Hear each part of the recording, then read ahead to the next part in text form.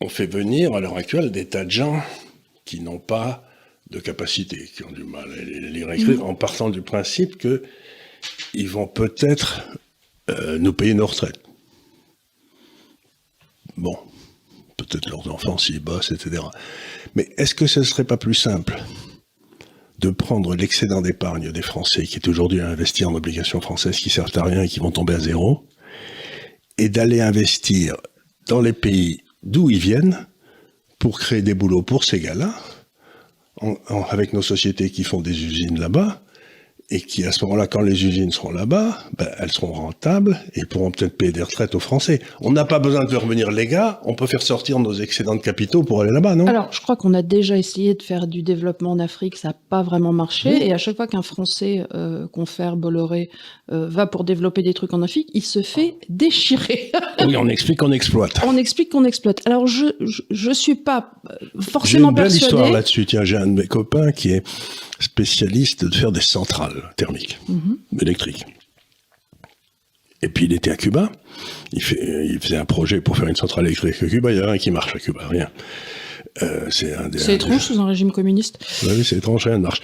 Donc, il présente son projet au ministre de l'Industrie, qui est d'accord à tort, puis qui regarde, puis il dit, mais qu'est-ce que c'est que cette ligne-là? Le gars dit, ça c'est la rentabilité que nous on va avoir sur le projet qu'on fait à Cuba. Le type dit, ah mais le profit c'est insupportable dans une société communiste. Non, ça on l'accepte pas. Et donc ils n'ont pas eu d'électricité. Donc ce que je veux dire par là, c'est que c'est pas simplement les crétins en France de gauche, etc., qui disent vous avez exploité l'Afrique. C'est qu'il y a aussi toute une série de crétins à Cuba qui ne conçoivent pas qu'il y ait une rentabilité du capital. Qu'il y ait une rentabilité pour celui qui a fait la prise de risque. Et donc là aussi, on se retrouve dans un monde complètement idiot, puisque celui qui a besoin de capital, il refuse de le rémunérer. Et celui qui est prêt à le fournir, pourquoi il le fournira à quelqu'un qui ne le rémunère pas? Il va aller le mettre à Singapour, son argent. Ou il va un endroit où, en tout cas, il aura une rentabilité. Donc, il y a aussi une incompréhension totale de la nécessité de rembourser le capital, qui n'est jamais que l'épargne que nous ont laissé nos parents, nos grands-parents. Si on ne le fait pas, on bouffe l'épargne et on se retrouve sans rien. Donc, il y a une incompréhension totale de la nécessité de faire ce que les économistes appellent l'approfondissement capitalistique, c'est-à-dire que les Français aient de plus en plus de capital rentable dont ils peuvent se servir, ce qui permet la hausse de la productivité et la hausse du niveau de vie. Sachant que par ailleurs, toutes les mesures qui ont été faites par la BCE ont au contraire été vers une diminution de ce capital pour essayer de faire une euthanasie du rentier. Donc on a au contraire, on a fait exactement l'inverse. On a fait exactement l'inverse.